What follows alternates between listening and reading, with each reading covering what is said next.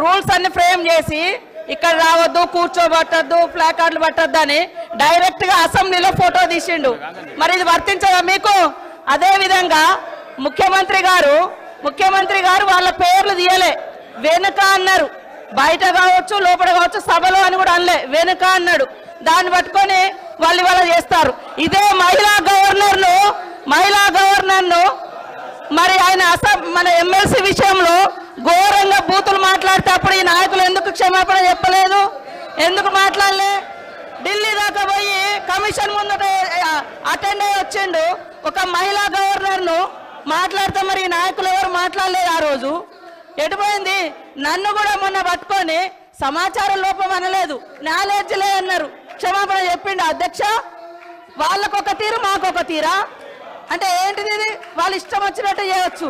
ఒక్క రోజన్నా గేట్లకి దాటి రానిచ్చిరా మమ్మల్ని? చప్పట్లు కొట్టుతారు, రోడ్ల మీద ఆట ఆడుతున్నారు. ఈ అసెంబ్లీ ఇష్టం ఉన్నట్టు చేస్తారు. వీళ్ళ దురహంకారం చూసే ప్రజలు ఇళ్ళ కూర్చోబెట్టారు, అయినా బుద్ధి రాలే. Discussion is over. Reply by the Deputy CM. అధ్యక్ష, ఇందిరమ్మ రాజ్యం వచ్చింది, ప్రజాప్రభుత్వం ఏర్పడింది.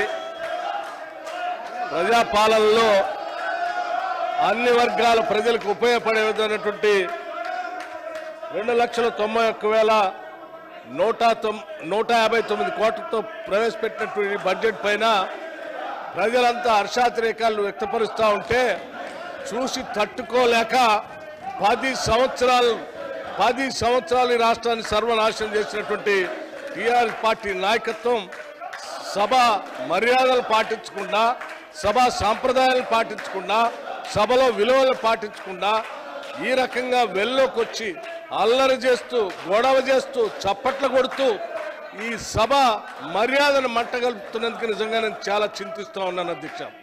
గత 10 ఏళ్ళు అటు సిఎల్పి లీడర్గా, ఎల్ఓపిగా నేను అవతలే కూర్చొని ఉన్నాను.